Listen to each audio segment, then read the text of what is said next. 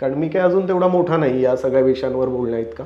पण मला जे जाणवलं ते असं आहे की कुठल्याही दोन गोष्टींमध्ये जेव्हा तफावत येते ना, त्या तफावतीमध्ये जी गोष्ट निर्माण होते ती असते अपेक्षा. दोन व्यक्ती आल्यानंतर वाद होणारच आहेत, ते कोणीच टाळू शकत नाही. ते घरोघरी मातीच्या चुली जसं म्हणतो होणार असलं पण पाहिजे, मजा पण नाहीये, सगळं छान छान छान करूनही होणार नाहीये.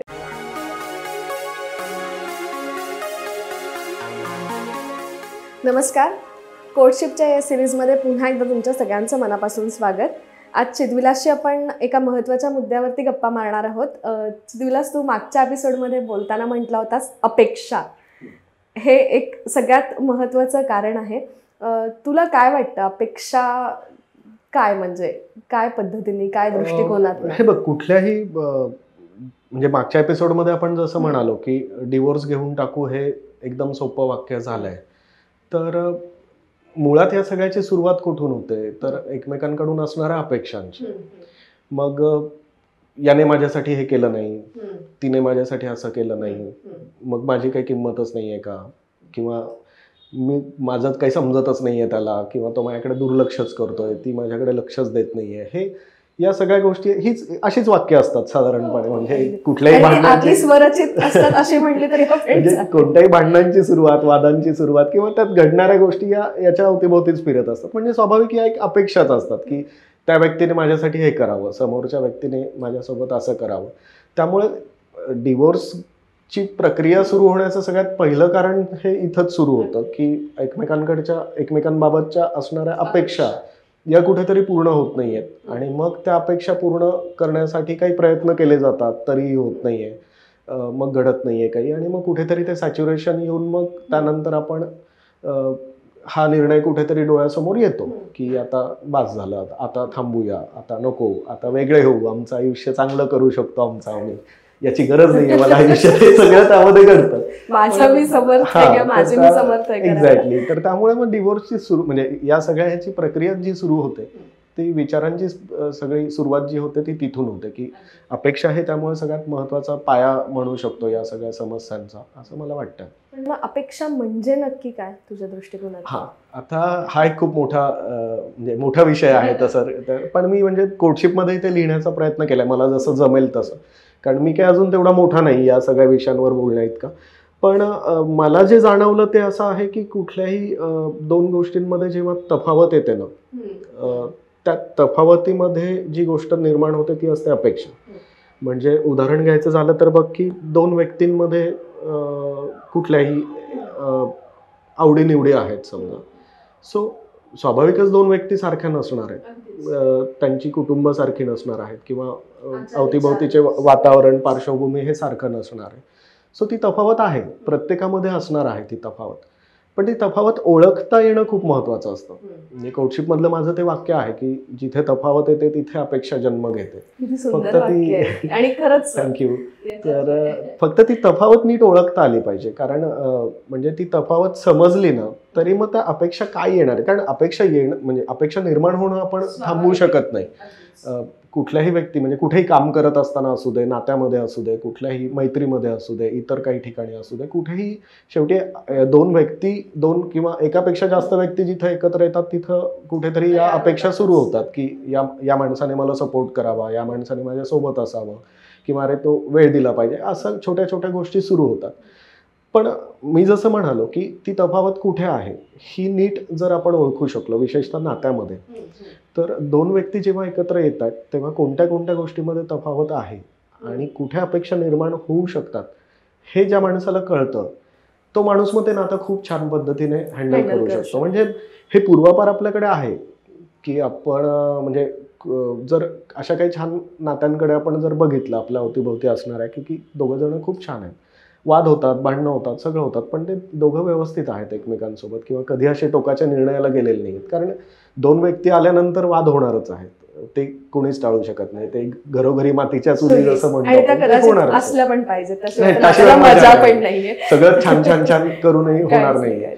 पण मग फक्त एवढंच की मग ते कुठेतरी मला जाणवतं की अशा केसेसमध्ये म्हणजे अशा वेळी जेव्हा मी बघतो काही अशा नात्यांकडे तेव्हा ते लक्षात मला ते जाणवलं की अरे हा, ह्यांनी एकमेकांचं अंडरस्टँडिंग ज्याला म्हणतो आपण, ते मुळात तेच आहे ना की समजून घेतलं ही तफावत कुठेतरी त्यांनी ओळखलेली आहे की एक समोरच्या व्यक्तीला काय हवंय, कशामुळे हवंय, किंवा नक्की त्याचा रागाचा पारा कधी चढतो, काय होतं, हे छोट्या छोट्या गोष्टी असतात. ह्याच्यामध्ये खूप मोठं काहीतरी करायचं आपल्याला असंही नाहीये. रोजच्या जगण्यातल्या खूप छोट्या छोट्या गोष्टींमधली ती तफावत नीट ओळखली जर आपण, तर त्या दृष्टीने माणूस प्रिपेअर राहतो. म्हणजे अगदी एक उदाहरण घे की समजा माझ्यासोबत एक व्यक्ती आहे आणि त्या व्यक्तीला ही गोष्ट लागते किंवा त्या गोष्टीसाठी ती गोष्ट जर नाही मिळाली तर ती व्यक्ती चिडणार आहे. हे जर आपण आधीच ओळखलेलं असेल तर स्वाभाविक आपण प्रिपेअर्ड राहतो त्या गोष्टीसाठी. मग ते ओळखल्यानंतर प्रिपेअर्ड असू आणि ते वेळच्या वेळी जर घडलं किंवा ते आपण काहीतरी त्यामध्ये करू शकलो, किमान प्रयत्न तरी, म्हणजे प्रत्येकच गोष्ट आपण फुलफिल करू शकतो असं नाहीये, पण किमान आपला प्रयत्न जर दिसला तर स्वाभाविक त्याचा एक चांगला परिणामही नात्यावर होतो की समोरचा व्यक्ती माझ्यासाठी प्रयत्न करतोय. एक्झॅक्टली. सो ही सुद्धा एक खूप महत्वाची गोष्ट असते की एखादी गोष्ट पूर्ण नाही जरी झाली तरी किमान त्याने माझ्यासाठी प्रयत्न केलेत.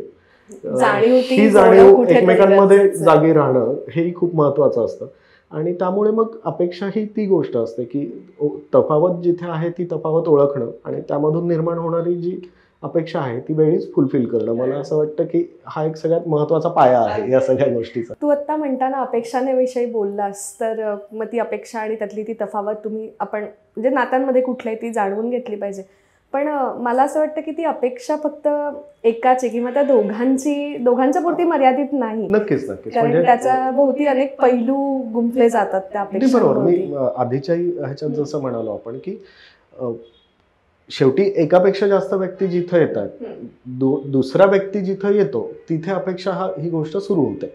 मग ती कुठल्याही क्षेत्रात असू दे. मग आपण रोजच्या कामामध्ये आपल्या ऑफिसमधली लोक आहेत, आपले कलिग आहेत किंवा त्याच्यासोबत आपले बाहेरचे मित्र आहेत, नाती आहेत आपली सगळी. मग त्या नात्यांमध्ये या दोघांबद्दल जर म्हटलं तर दोन्ही बाजूंची असंख्य नाती असतात. काका, मामा, मावशी, आजी, आजोबा, असं सगळी नाती आहेत. सो जिथे जिथे दोन व्यक्तींचा संवाद होणार आहे, दोन व्यक्तींचं इंटरॅक्शन आहे किंवा दोन व्यक्ती कुठेतरी एकमेकांशी जोडलेल्या आहेत कोणत्या ना कोणत्या पद्धतीने, तिथे अपेक्षा सुरूच होणार आहेत स्वाभाविक. म्हणजे आपण ऑफिसमध्ये असू, काम करत असू तर कुठेतरी आपल्या कलिग सोबतही आपल्या काही अपेक्षा असतात. त्यांनी सपोर्ट करावा, एकमेकांचं समजून घ्यावं किंवा अशा काही गोष्टी होतात. मित्रांमध्ये कुठेतरी असतं की हा मित्र आपल्याला वेळ देत नाहीये किंवा आपण कधी भेटतच नाहीये. मग ते कुठेतरी प्रत्येक नात्यामध्ये त्या अपेक्षा आहेतच. आता पर्टिक्युलरली त्या दोघांबद्दल जर बोलायचं झालं म्हणजे डिवोर्सच्या दृष्टीने जेव्हा आपण अपेक्षा या गोष्टीचा विचार करतोय तर त्यावेळेसही त्या दोन्ही बाजूंची असंख्य नाती जोडली गेलेली आहेत. एक लग्न म्हणजे त्या दोन कुटुंबांचं, दोन पार्श्वभूमीचं, दोन सामाजिक परिस्थितीचं ते सगळं एकमेकांना जोडले जातात. त्यामुळे मग त्या दोघांच्याही बाजूचे सगळे मित्र असतील, नातेवाईक असतील किंवा सगळ्याच गोष्टी असतील, या प्रत्येक ठिकाणी त्या अपेक्षा या येणारच आहेत. मग ते कुठेतरी त्या दोघांच्या संवादात असणं खूप महत्त्वाचं असतं की अरेंज मॅरेज असो किंवा लव्ह मॅरेज असो, हे सगळं करत असताना आपापल्या बाजूची जी माणसं आहेत आणि ते कसे आहेत, कोण आहे, कसं आहे, ह्या सगळ्या, कारण ती तफावत जसं मी म्हणालो मगाशी की तफावत ओळखणं हे फक्त त्या दोघांमधल्याच गोष्टींचं नाहीये, तर मग ती तफावत प्रत्येक गोष्टीत आहे की मग ते एकमेकांमध्ये अंडरस्टँडिंग खूप चांगलं असणं गरजेचं आहे. जसं तू आता म्हटलास की हे अपेक्षा दोघांच्या नाहीत, हाही मुद्दा अगदीच तितका आणि महत्त्वाचा आहे की मग ते सासू सुनेचं असेल किंवा जावई काय म्हणतात सासऱ्याचं असेल, अशा अनेक त्याच्यामध्ये नाते संबंध येतात, अनेक गोष्टी येतात. मग ह्या अपेक्षेभोवती अजून काय काय मुद्दे आहेत असं तुला वाटतं? म्हणजे हे बघ, अपेक्षांच्या दृष्टीने आपण जर ही तफावत ओळखायला शिकलो सगळ्यात महत्त्वाचं, तर मग ती तिथंच फक्त थांबलं असं होत नाही.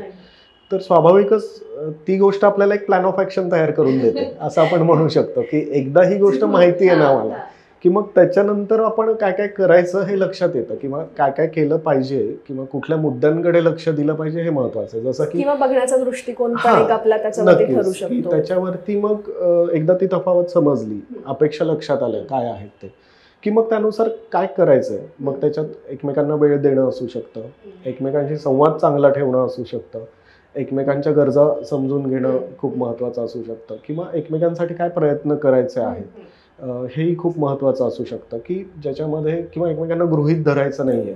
हा एक सगळ्यात महत्वाचा फॅक्टर असतो. म्हणजे अपेक्षांनंतर महत्वाचा फॅक्टर जो असतो तो सगळ्यात महत्वाचा असतो, की अपेक्षाच माहिती नाहीये आणि त्यामुळे गृहीत धरलं जातं. म्हणजे काही म्हणजे हे होतं अनेकदा या गोष्टीवर तर म्हणजे त्याबद्दल बोलूच आपण म्हणजे आपण खूप गृहीत धरतो सगळ्या गोष्टी अशा सहज, म्हणजे काही वाटत नाही आपल्याला. एक्झॅक्टली. आणि मग ते कुठेतरी ते सगळं साठतं आणि मग सगळं हे होतं म्हणू शकतो आपण. तर त्यामुळे मग एकदा ती तफावत ओळखली, अपेक्षा ओळखल्या, की मग आपल्याला हे लक्षात येतं की हे महत्वाचे पैलू आहेत, की जे खरं तर नात्याला समृद्ध करणारे पैलू असतात कोणत्याही नात्यामध्ये. मग ते केवळ नवरा बायकोचंच नातं असं नाहीये, ते सासू सुनेचं असू शकतं, सासरा आणि जावयाचं असू शकतं, मित्रांचं पण असू शकतं. की या सगळ्या गोष्टी एकदा एकमेकांबद्दल लक्षात आल्या किंवा आपण जाणीवपूर्वक त्या नीट समजून घेतल्या तर मग ह्या सगळ्या पैलूंवरती आपण काम करू शकतो. पण ते नक्की काय आहेत हेही खूप समजून घेणं महत्वाचं आहे. तुझ्याकडनं आम्हाला समजून घेणं जास्त महत्वाचं प्रत्येक मुद्द्यावरती आपण बोलूया. खूप काय म्हणतात ग्राउंड लेवलचे मुद्दे आहेत आणि जसं तू म्हटलं तसं की या मुद्द्यांकडे फारसं विशेष लक्ष आपण देत नाही. मला वाटतं ह्या सिरीजच्या माध्यमातून आपण त्या मुद्द्यांवरती एक छोटासा प्रकाश टाकण्याचा प्रयत्न करूयात आणि आम्हाला आवडेल पुढच्या सिरीजमध्ये या सगळ्या वेगवेगळ्या मुद्द्यांवरती बोलायला. तुम्हाला जर कोर्टशिप ही कादंबरी वाचायची असेल तर तुम्ही डिस्क्रिप्शनमध्ये त्याची लिंक दिलेली आहे आणि नंबर आहे, तिथून नक्कीच तुम्ही घरपोच कोर्टशिप मागवू शकता आणि एक खूप छान कादंबरी आहे. छान कादंबरी वाचण्याचा आस्वाद तुम्ही घेऊ शकता. पुढच्या सिरीजमध्ये असेच छान विषय घेऊन आपण चिदविलास नक्की भेटूयात. तोपर्यंत तुम्हाला सगळ्यांना पुन्हा एकदा धन्यवाद आणि बाय बाय.